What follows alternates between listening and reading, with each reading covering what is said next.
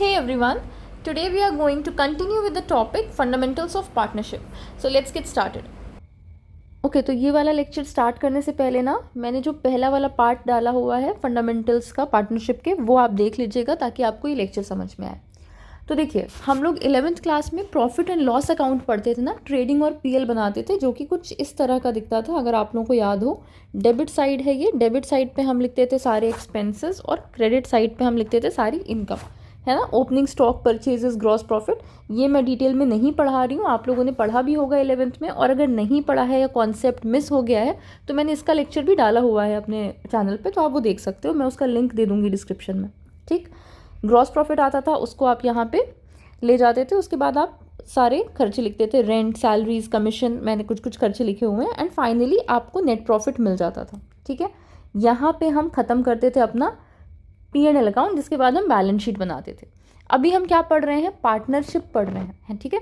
Partnership firm की बात करेंगे ना, तो भी जो भी उनका प्रॉफिट लॉस होगा वो तो P&L अकाउंट से ही निकालते हैं, ठीक है। लेकिन P&L अकाउंट के बाद एक और अकाउंट बनाते हैं जिसको बोलते हैं PL अप्रोप्रिएशन अकाउंट। देखो, PL अकाउंट और PL अप्रोप्रिएशन अकाउंट में क्या डिफरेंस होता है? PL अकाउंट में ना हम सारे चार्ज लिखते हैं, एनी चार्ज अगेंस्ट प्रॉफिट, ठीक है। चार्ज क्या होता है? मतलब कि जो आपके खर्चे हैं वो आपके प्रॉफिट हो या लॉस हो, आपको देना ही देना है, ठीक है। जैसे कि मान लो आपका लॉस हुआ है, आपकी कंपनी लॉस में है, लेकिन आप जहाँ पे आपकी फैक्ट्री है, जहाँ पे आपका ऑफिस है, आपको ऑफिस का रेंट तो देना ही है ना। आपके पास पैसे नहीं है तो भी आपको देना है, इवन अफ आप लॉस में चले जाओ, ठीक। लेकिन हम लोगों ने लास्ट लेक्चर में ये बात की थी कि हम जब पार्टनरशिप डीड बनाते हैं तो उसमें बहुत सारी चीज़ें मेंशन करते हैं कि क्या किसी पार्टनर को कोई एडिशनल सैलरी देनी है, क्या किसी पार्टनर को इंटरेस्ट ऑन कैपिटल देना है, या फिर इंटरेस्ट ऑन ड्राइंग का क्या सीन होगा, किसी को कोई कमीशन मिल रहा है, कोई बोनस मिल रहा है, ये सारी बातें की थी। तो अब मान लीजिए कि आपकी फर्म में प्रॉफिट नहीं हुआ, प्रॉफिट हुआ है तब तो ठीक है, अगर प्रॉफिट नहीं हुआ है तो क्या पार्टनर को सैलरी दी जाएगी या कमीशन, बोनस वगैरह दे पाएंगे? जब पैसे ही नहीं है तो हम नहीं दे सकते हैं। तो ये इसको बोलते हैं अप्रोप्रिएशन, कि प्रॉफिट तो हो गया है, प्रॉफिट तो फर्म में आ गया है, बट फर्म में जो पार्टनर्स हैं उनके बीच में वो प्रॉफिट कैसे डिवाइड होगा, ठीक है। तो अब ये देखो, हमने बस कल जिन जिन चीज़ों की बात की थी ना, उसी से स्टार्ट करेंगे। सबसे पहले PL अप्रोप्रिएशन स्टार्ट कहाँ से होता है? Bye P&L account. P&L account का जो प्रॉफिट होगा ना, उसको यहाँ पे ले आएंगे। जो प्रॉफिट एंड लॉस अकाउंट में नेट प्रॉफिट आता था, ये वाला, इसको यहाँ पे ले आएंगे। जाहिर सी बात है अच्छा कि अगर नेट लॉस आया है आपका तो उसको यहाँ पे ले आएंगे डेबिट साइड में, टू नेट लॉस, ठीक। फिलहाल के लिए हम अज्यूम कर लेते हैं ऑप्टिमिस्टिक कि फर्म में प्रॉफिट हुआ होगा, तो हम क्रेडिट साइड पे प्रॉफिट ले आए। अब हमें बस बांट देना है, प्रॉफिट तो हमारा हो गया है फर्म का, हमें बांट देना है कि किस पार्टनर को कितने पैसे देने हैं। मान लेते हैं फ़िलहाल के लिए कि हमारे पास 2-3 पार्टनर्स हैं, A है, B है और C है, ठीक। अब पार्टनरशिप डीड के अकॉर्डिंग मान लो कि हमें A और B को सैलरी देनी थी, तो हम यहाँ पे क्या लिख देंगे? To salary. और सैलरी किसको मिल रही है? A को मिल रही है, B को मिल रही है। डीड के अकॉर्डिंग C को सैलरी नहीं मिलनी थी, C को एक कमीशन मिलना था, तो C को कमीशन दे दिया गया, ठीक है। अब देखो, प्रॉफिट तो है ना, अभी भी प्रॉफिट है, लेकिन ये इन लोगों को सैलरी वगैरह निकाल के हम फाइनल वाला जो डिविजिबल प्रॉफिट बोलते हैं उसको, वो निकालेंगे। इसके बाद अगर कोई इंटरेस्ट ऑन कैपिटल है, जो कि निकालना हम आज ही सीखेंगे, लास्ट क्लास में मैंने बता दिया था ये क्या होता है, बट इसकी कैलकुलेशन हम थोड़ी बहुत आज देखेंगे, ठीक है। इंटरेस्ट ऑन कैपिटल है तो वो, अगर कोई इंटरेस्ट ऑन ड्राइंग, अच्छा देखो, PL अप्रोप्रिएशन अकाउंट हम फर्म के पॉइंट ऑफ व्यू से बना रहे हैं, ठीक है। देखो, पार्टनर्स को सिंगल वे में पार्टनर्स बोलते हैं, कलेक्टिवली हम क्या बोलते हैं? Partnership firm. तो फर्म के पॉइंट ऑफ व्यू से अगर इंटरेस्ट ऑन कैपिटल है तो फर्म के लिए क्या है? खर्चा है, फर्म को पार्टनर को देना है। सैलरी क्या है? एक्सपेंस है, खर्चा है। कमीशन क्या है? एक्सपेंस है कि आपको पार्टनर को पैसे पे करने हैं। फर्म को पार्टनर को पैसे देने हैं तो फर्म के लिए तो खर्चा है। बट इंटरेस्ट ऑन ड्राइंग क्या होता है? पार्टनर ने पार्टनरशिप फर्म से कैपिटल से निकाल लिए थे, कुछ पर्सनल एक्सपेंसेस के लिए खर्चे निकाल लिए थे, तो अब वो उस खर्चे पे इंटरेस्ट दे रहा है, ठीक है। उसको बोलते हैं क्या? Interest on drawing. तो ये तो फर्म के लिए क्या है? इनकम है। तो इनकम कहाँ आएगी? क्रेडिट साइड में आएगी। तो इसको लिख देंगे बाय इंटरेस्ट ऑन ड्राइंग्स, ठीक है। मान लीजिए इसके बाद भी थोड़ा बहुत प्रॉफिट बचा होता है तो पार्टनर्स क्या कर सकते हैं, उसको रिजर्व में डाल सकते हैं कि चलो कंटिजेंसी में कुछ और खर्चे वगैरह हो गए तो हम उसको रिजर्व में डाल देते हैं। ठीक, इसके बाद फाइनली जो आपका प्रॉफिट बचेगा ना, उसको बोलते हैं divisible profit. To profits transfer to, और फाइनली जो भी पार्टनर्स हैं आपके ए, बी और सी, उनको ये प्रॉफिट्स मिल जाएंगे जिनको बोला जाएगा डिविजिबल प्रॉफिट। आई होप कि छोटी सी बात थी, क्लियर होगी आपको। अब हम आज के लेक्चर में दो चीज़ें हमें इंपॉर्टेंट सीखनी है। पहला कि इंटरेस्ट ऑन कैपिटल का कैलकुलेशन कैसे करते हैं, वैसे तो बहुत ईजी सा है, और दूसरा कि इंटरेस्ट ऑन ड्राइंग का कैलकुलेशन कैसे करते हैं। स्टार्ट करते हैं हम इंटरेस्ट ऑन कैपिटल से। इंटरेस्ट ऑन कैपिटल, इसका क्या मतलब, क्या मैंने आपको कल बताया था, फर्म के ओनर्स अलग होते हैं और बिजनेस अलग होता है। हम बिजनेस को अलग मानते हैं, बिजनेस के ओनर्स को अलग मानते हैं। तो ओनर्स ने जो कैपिटल लगाई होती है ना फर्म में, ये मानते हैं कि वो फर्म को एज अ लोन दे रही है, तो उस लोन पे फर्म पार्टनर्स को एक इंटरेस्ट देती है जिसको बोलते हैं इंटरेस्ट ऑन कैपिटल। अब देखो, अगर आपके क्वेश्चन में सीधा सीधा लिखा हुआ है कि फ़र्ज़ करिए ए ने कैपिटल लगाई 1,00,000 रुपए की, ठीक है, और आपके क्वेश्चन में लिखा हुआ है कि सिंपल सा आपको इंटरेस्ट ऑन कैपिटल लगाना है at the rate of 10% per annum. ठीक है, ए ने कैपिटल लगाई 1,00,000 की, बी ने कैपिटल लगाई 5,00,000 की। अब इसमें तो जाहिर सी बात है कि कोई कैलकुलेशन का स्कोप ही नहीं है। एक आप सीधे सीधे निकाल दोगे, 1,00,000 पे 10% कितना होगा, 10,000, और 5,00,000 पे 10% निकाल दोगे तो कितना होगा, 50,000। तो आपकी टोटल इंटरेस्ट ऑन कैपिटल आ गई 60,000, जिसमें कि 10,000 ए को मिल जाएगा और 50,000 बी को मिल जाएगा। ठीक है, सिंपल सी बात है। अब प्रॉब्लम कब होती है, जब आपकी इंटरेस्ट ऑन कैपिटल में थोड़े बहुत चेंजेस होते हैं, जब किसी पार्टनर ने एडिशनल कैपिटल बिजनेस में ले आया हो या फिर उसने कैपिटल विदड्रॉ कर ली हो। ठीक है, तो हम इसको एक एग्जाम्पल से समझते हैं। 1 अप्रैल को, 1 अप्रैल क्योंकि फाइनेंशियल स्टार्टिंग होती है तो 1 अप्रैल मान के चल रहे हैं। 1 अप्रैल 2022 को मान लेते हैं कि ए की कैपिटल, हम सिर्फ ए का केस अगर लेके चलें, ए ने कैपिटल रखी थी 5,00,000। ठीक है, 5,00,000 कैपिटल रखी थी, और उसके बाद से 1 जुलाई को इसने थोड़ी सी एडिशनल कैपिटल लगाई। एडिशनल कैपिटल, थोड़ी बहुत कैपिटल और ऐड कर दी बिजनेस में। कितनी कैपिटल ऐड कर दी, 3,00,000 कैपिटल और ऐड कर दी। ठीक है, अब आपको इंटरेस्ट ऑन कैपिटल निकालना है। इंटरेस्ट ऑन कैपिटल निकालना है, और हम मान के चलते हैं कि आपको 5% पर एनम के रेट से निकालना है। ठीक है, तो क्या होगा, ज़्यादा चेंज नहीं होता है। अब देखो, 1 अप्रैल से हमें कैलकुलेशन करना स्टार्ट करना है। तो 1 अप्रैल को 5,00,000 की कैपिटल थी। 1 जुलाई को क्या हुआ, 3,00,000 कैपिटल और आ गई, मतलब टोटल कैपिटल हो गई 8,00,000 की। तो अप्रैल, मई, जून, 3 महीने के लिए हमारी कैपिटल कितनी रही है, 5,00,000 ही रही है। तो 5,00,000 पे निकालेंगे 5%, कितने टाइम के लिए, कितने टाइम के लिए, 3 महीने के लिए, तो इंटू 3/12, मतलब कि अप्रैल, मई और जून।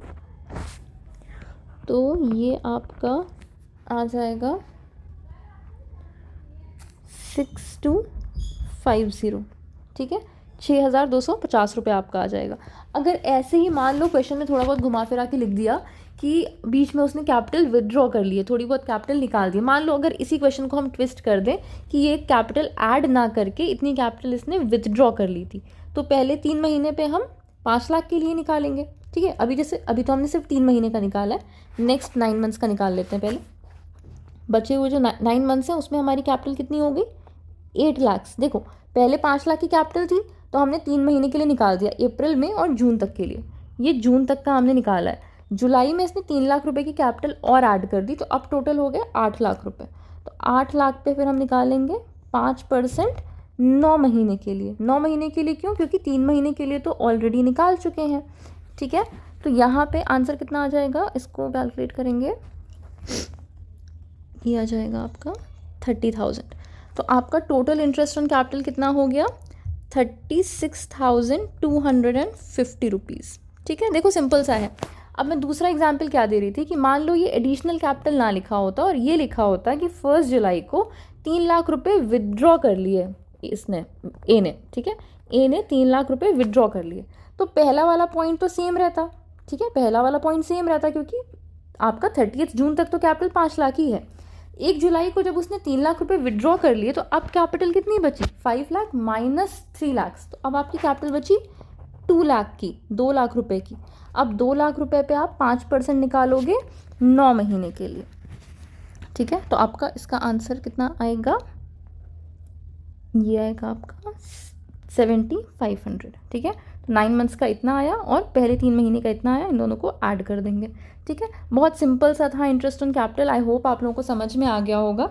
नेक्स्ट हम बात करते हैं इंटरेस्ट ऑन ड्राइंग्स की। इंटरेस्ट ऑन ड्राइंग्स क्या होता है, ड्राइंग का मतलब होता है जब भी ओनर जो बिज़नेस का है वो बिज़नेस से पैसे निकाल ले अपने पर्सनल यूज़ के लिए, अपने पर्सनल खर्चे के लिए। तो जब उसने बिज़नेस से पैसे निकाल लिए हैं तो हम ये मानते हैं कि वो एज अ लोन, क्योंकि अभी हमने पढ़ा था ना कि owners are different and business is different, तो हम ये मान के चलेंगे कि उससे उस पैसे पे बिज़नेस को इंटरेस्ट देना पड़ेगा। जो भी उसने ड्राइंग्स की हैं, जो भी उसने पैसे निकाले हैं as a loan if we consider that, तो उसके पार्टनर को क्या करना पड़ेगा, बिजनेस को एक इंटरेस्ट देना पड़ेगा, जिसको हम बोलते हैं इंटरेस्ट ऑन ड्राइंग्स। अच्छा, पहले तो एक बेसिक बात देख लो, ऊपर वाले एग्जाम्पल से ही अगर हम थोड़ा बहुत निकालें कि ए के पास मान लो जितनी भी कैपिटल थी, हम मान लेते हैं कि ए ने 5 लाख रुपए की ड्राइंग्स की हैं, कैपिटल भूल जाइए अभी, 5 लाख रुपए की इसने ड्राइंग्स की हैं। हमारा फाइनेंशियल ईयर हम मान रहे हैं 1 अप्रैल से ही है, 1 अप्रैल से 31 मार्च तक का हमारा ईयर है, और इसने ड्राइंग्स ये जो की हैं वो किया है 1 अक्टूबर को, ठीक है।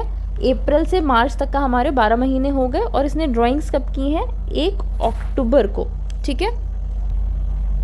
या एक सेकेंड, मैं इसको चेंज कर देती हूँ, अक्टूबर की जगह हम सितंबर ले लेते हैं, ठीक है। अभी मैं बताऊँगी क्यों ले रही थी, ठीक है। सितंबर ले लेते हैं, मान लेते हैं कि इसने 1 सितंबर को ड्राइंग्स की हैं, ठीक।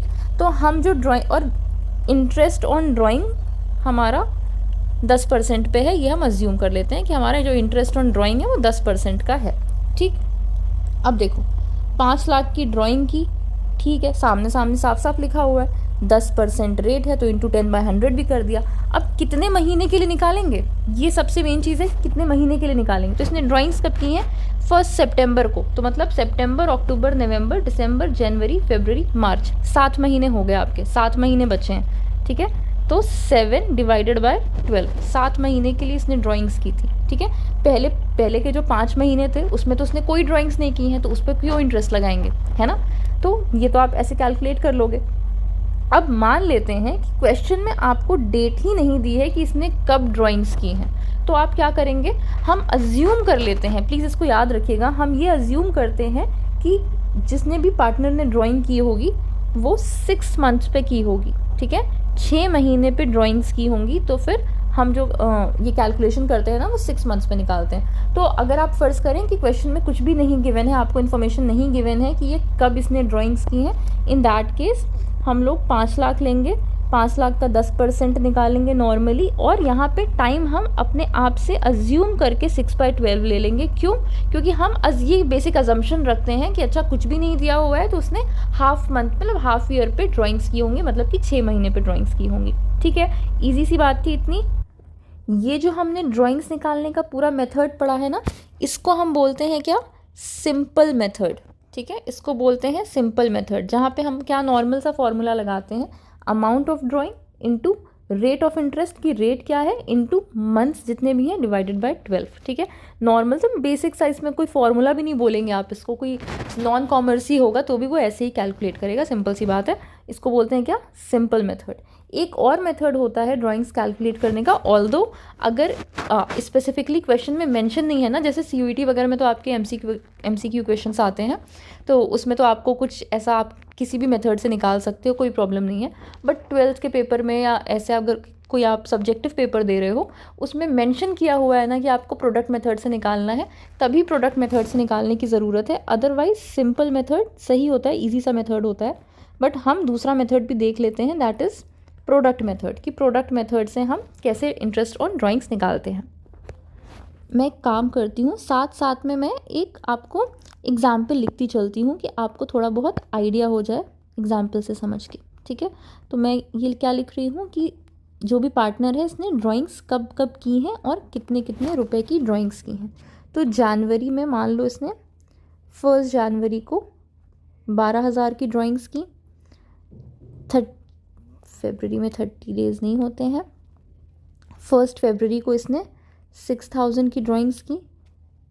30 अप्रैल को इसने 9,000 की ड्राइंग्स की। मई में भी इसने 30 मई को 12,000 की ड्राइंग्स की। 1 अक्टूबर को 8,000 की ड्राइंग्स की और 31 दिसंबर को इसने 7,000 की ड्राइंग्स की। ठीक है, अभी हम यहाँ पे मान लेते हैं कि हमारा जो इंटरेस्ट ऑन ड्राइंग है वो है 10% पर एनम। ठीक है, अब इसको सॉल्व करते हैं। सॉल्व करते करते आप भी बहुत इजीली समझ जाओगे। छोटा सा हम टेबल जैसा बना लेते हैं। यहाँ पे आप डेट लिख सकते हो, मैं दोबारा नहीं लिखूंगी, ऊपर लिखा हुआ है। अमाउंट लिख सकते हो, जो ये सेम अमाउंट लिखा हुआ है। Period and interest. ठीक है, मैं ये काम यहीं पे कर देती हूँ। आप लोग ये याद रखना कि इंटरेस्ट ऑन ड्राइंग हम मान के चल रहे हैं 10% का। यहाँ लिख देती हूँ 10% का इंटरेस्ट ऑन ड्राइंग हम मान के चल रहे हैं। अब हमें पीरियड क्या लिखना है, देखो जब हमने ड्राइंग्स की हैं इंटरेस्ट हम उसके बाद का ही देंगे ना। हम यहाँ पे फाइनेंशियल ईयर नहीं ले रहे, कैलेंडर ईयर ही ले लिया है मैंने। आप लोग देख रहे होंगे जनवरी से लेके पूरा दिसंबर तक। अब 1 जनवरी को ही बंदे ने ड्राइंग्स कर ली, मतलब पैसे निकाल लिए, मतलब पूरे साल के लिए इसने पैसे निकाल लिए। कि पूरे साल में कितने महीने होते हैं, 12 महीने होते हैं। तो यहाँ पे 12 लिख दीजिए, यहाँ पे 12 लिख दीजिए। दूसरी ड्राइंग्स इसने कब की, फरवरी में, मतलब 1 फरवरी को की। एक महीना तो चलो निकल गया, जनवरी निकल गया। अब कितने महीने बचे, 11 महीने अभी भी पूरे पूरे बचे हैं। तो 11 महीने पे इस पे इंटरेस्ट लगेगा। देखो जनवरी में पहली ही तारीख को अगर इसने पैसे निकाल लिए हैं तो मान लो लोन लिया है, तो लोन का फिर उसको इंटरेस्ट साल भर का देना पड़ेगा ना, पहली ही डेट को अगर आपने लोन ले लिया तो। यहाँ पे क्या है, 1 महीना छोड़ के आपने लोन लिया है 6,000 का। चलो नेक्स्ट देखते हैं अब अप्रैल 30। अब अप्रैल को जब इसने ड्राइंग्स की है, मतलब जनवरी, फरवरी, मार्च और अप्रैल में भी आखिरी दिन किया है, मतलब पूरा अप्रैल भी 4 महीने निकल गए। तो कितने महीने बचे हैं, अब 8 महीने बचे हैं। तो 8 महीने पे इसको इंटरेस्ट देना पड़ेगा। मई में क्या है, जनवरी, फरवरी, मार्च, अप्रैल, मई, 5 महीने निकल गए, बचे कितने, 7 मंथ्स। तो 7 मंथ्स पे इसको इंटरेस्ट पे करना पड़ेगा। ऐसे ही अक्टूबर 1 को लिया है, मतलब अक्टूबर, नवंबर, दिसंबर, 3 महीने बचे हैं। और दिसंबर 31 को, मतलब आखिरी दिन इसने लोन लिया है, तो इसके बाद एक भी दिन नहीं बचा है, मतलब इस पर इसको कोई भी इंटरेस्ट नहीं देना पड़ेगा। ठीक है, अब यहाँ पे आपने अमाउंट लिख लिया था जो कि आपको क्वेश्चन में ही गिवन होता है, और यहाँ पे आपने पीरियड लिख दिया। अब आप यहाँ पे निकाल लेंगे इंटरेस्ट। ठीक है, इंटरेस्ट कैसे निकालोगे, प्रोडक्ट मेथड है तो नाम से ही पता चल रहा है हमें क्या करना है। 12,000 का अमाउंट था, 12,000 इंटू हम इंटरेस्ट ऑन ड्राइंग्स ले रहे हैं 10%, इंटू 10/100 इंटू 12 महीने के लिए पूरा पूरा लगाना है, मतलब 12/12, मतलब पूरे साल भर के लिए। कट ही जाएगा अपने आप। तो आपका इंटरेस्ट यहाँ पे आ गया कितना, 1,200 रुपये का। कितना आ गया ये, 1,200 रुपये का। ऐसे ही निकालेंगे इसका कितना आएगा, 6,000 का अमाउंट है, इंटू 10/100। 10 क्यों लिया है, 10% आपका इंटरेस्ट ऑन ड्राइंग्स है, इंटू 11/12, इंटू 11/12। तो ये कितना आएगा, 550। ठीक है, ऐसे ही आप इसका निकालोगे, सारे का पूरा कैलकुलेट कर लोगे। ठीक है, और इन सब के जितना भी जो भी फिगर आएगा ना, उसका यहाँ पे टोटल कर दोगे, सम कर दोगे, और जो आपका फाइनल सम आएगा ना, वही आपका टोटल इंटरेस्ट ऑन ड्राइंग्स होता है। ठीक है, बहुत सिंपल सा था। आई होप आपको इतना समझ में आ गया होगा। एक छोटी सी चीज़ और देख लेते हैं हम इंटरेस्ट ऑन ड्राइंग से रिगार्डिंग। इंटरेस्ट ऑन कैपिटल में तो ऐसा कुछ नहीं था, इंटरेस्ट ऑन ड्राइंग थोड़ा बहुत ट्रिकी हो जाता है कभी कभी। अगर मंथली ड्राइंग्स वगैरह हैं, रुको मैं बताती हूँ। यहाँ पे क्या था, इर्रेगुलर अमाउंट से कभी 12,000 निकाल रहा है, कभी 6,000, कभी 9,000, फिर 12,000, कभी 8,000, 7,000। तो ये क्या थे, इर्रेगुलर अमाउंट से। तो यहाँ पे आपको प्रोडक्ट मेथड यूज़ करना पड़ा था। अगर जो भी पार्टनर है वो रेगुलर अमाउंट्स की या इक्वल अमाउंट्स की ड्राइंग कर रहा है, ठीक है, सेम अमाउंट, वो जनवरी में भी 5,000 विड्रॉ करता है, फरवरी में भी 5,000 विड्रॉ करता है, तो हम इसको दूसरी तरह से कैलकुलेट करते हैं, ठीक है। इसके लिए क्या होता है, अलग अलग केसेस होते हैं कि अगर मंथ के बिगिन में विड्रॉ कर रहा है या मंथ के एंड में विड्रॉ कर रहा है, मंथ के मिड में विड्रॉ कर रहा है, तो इसके लिए बहुत इजी सा एक फॉर्मूला होता है, वो देख लीजिए आप पहले। हम इसके लिए एवरेज पीरियड कैसे निकालते हैं। देखो, सारा खेल इंटरेस्ट ऑन ड्राइंग में सिर्फ पीरियड निकालने का है कि आपको कितने महीने की ड्राइंग्स निकालनी है। बाकी तो अगर आपको लिखा हुआ है कि 1,00,000 रुपये बंदे ने विड्रॉ किए हैं और उसको 10% इंटरेस्ट देना है, तो आप तो निकाल ही लोगे ना कि 10,000 का इंटरेस्ट आ रहा है, बट 10,000 कितने महीने के लिए, वही आपका मेन पॉइंट है जिसको हम कैलकुलेट कर रहे हैं। एवरेज पीरियड निकालने का क्या तरीका होता है, time left after first drawing. अभी मैं इसको एक्सप्लेन करूँगी तो आपको समझ में आ जाएगा। Time left after first drawing plus time left after the last drawing. Time left after first drawing plus time left after the last drawing upon 2, ठीक है। अब मैं मान के चल रही हूँ कि अभी तक कुछ भी समझ में नहीं आया, तो हम इसको एक एग्जाम्पल से देखते हैं। अब हम सपोज करते हैं कि जो पार्टनर है ना, वो ड्राइंग्स कब कर रहा है, बिगनिंग ऑफ द मंथ में कर रहा है, ठीक है। जब भी मंथ की बिगनिंग होती है, मतलब पहली तारीख होती है, तो बिगनिंग ऑफ द मंथ में वो ड्राइंग्स कर रहा है। तो अब ऐसे सोचो कि हम जनवरी टू दिसंबर ही लेके चलते हैं फ़िलहाल के लिए, कि आपको कन्फ्यूजन ना हो। फाइनेंशियल ईयर में कई बार बच्चे कंफ्यूज जाते हैं, तो जनवरी टू दिसंबर हम कैलेंडर ईयर लेके चलते हैं। तो बिगिनिंग ऑफ द मंथ में विड्रॉ कर रहा है का क्या मतलब हुआ, फर्स्ट जनवरी को विड्रॉ किया, फिर 1 फरवरी को विड्रॉ किया, 1 मार्च को विड्रॉ किया, 1 अप्रैल को विड्रॉ किया, और सेम अमाउंट विड्रॉ कर रहा है 5,000। देखो, अगर इरेगुलर अमाउंट विड्रॉ कर रहा है ना, तो आप ये फॉर्मूला नहीं लगा सकते, आपको ऊपर प्रोडक्ट मेथड लगाना पड़ेगा, ठीक है। बट अगर इक्वल अमाउंट विड्रॉ कर रहा है तो फिर आप ये फॉर्मूला लगा सकते हो, इजीली आपका आंसर आ जाएगा। और ऐसे वो पूरा दिसंबर तक कर रहा है, मतलब 12 महीने, हर महीने उसने विड्रॉ किया 5,000 रुपये, और पहली तारीख को ही विड्रॉ कर लिया। अब फॉर्मूला क्या है, time left after first drawing. पहली ड्राइंग के बाद कितना टाइम बचा है, पहली ड्राइंग इसने कब की है, 1 जनवरी को। 1 जनवरी से टाइम कितना बचा हुआ है, साल ख़त्म होने में। साल ख़त्म होता है 31 दिसंबर को, मतलब पूरा का पूरा साल बचा है। तो कितने महीने बचे हैं, 12 महीने बचे हैं। तो time left after first drawing is 12 months, 12 लिख देंगे, plus time left after last drawing. अब इसने लास्ट ड्राइंग कब की है, 1 दिसंबर को की है। तो 1 दिसंबर से लेके 31 दिसंबर में कितना टाइम बचा है, 1 महीने का। तो लास्ट ड्राइंग के बाद कितना टाइम बचा है, 1 मंथ का। तो 12 + 1 डिवाइडेड बाय 2, मतलब कि 13 डिवाइडेड बाय 2, ये आपका आ जाएगा 6.5, ठीक है। तो यहाँ पे अगर हम कैलकुलेट करेंगे ना, तो हम पीरियड कितना लेंगे, 6.5, कि अगर 1,00,000 रुपए की ड्राइंग्स हैं, 10% पे हैं, तो 10% इंटू 6.5/12, ठीक है। एक और एग्जाम्पल देखो ताकि फिर समझ में आए। ये हमने बिगिनिंग ऑफ द मंथ का देखा। अब मान लो लिखा हुआ है कि एंड ऑफ द मंथ में जो पार्टनर है वो ड्राइंग्स करता है, एंड ऑफ एवरी मंथ, ठीक है। अब एंड ऑफ द मंथ का मतलब क्या हुआ,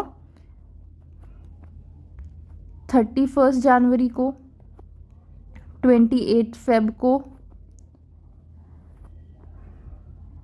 31 मार्च को, 30 अप्रैल को, और ऐसे ही हर महीने करते हुए 31 दिसंबर को, ठीक है। इतनी बात क्लियर हो गई। और मैं बार बार रिपीट कर रही हूँ कि आपको याद रहे, रेगुलर ड्राइंग्स कर रहा है इक्वल अमाउंट की। अगर 5,000 या चलो 50,000 ले लिया, तो 50,000 की ही ड्राइंग्स कर रहा है हर महीने, ठीक है।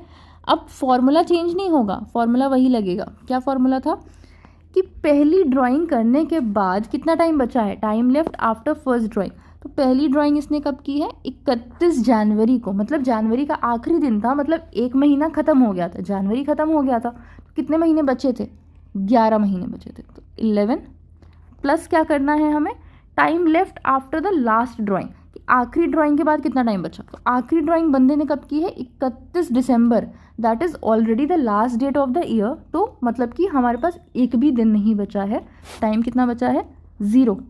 11/2, मतलब 11/2, तो आपका आंसर कितना आएगा 5.5 महीने। तो इसमें जब आप कैलकुलेट करोगे ना कि 5 लाख की ड्राइंग्स थी, मतलब एकदम रफ एग्जाम्पल ले रही हूँ, 5 लाख की ड्राइंग्स थी, 10% का इंटरेस्ट था, तो आप इसको निकालोगे 5.5 डिवाइडेड बाय 12 पे।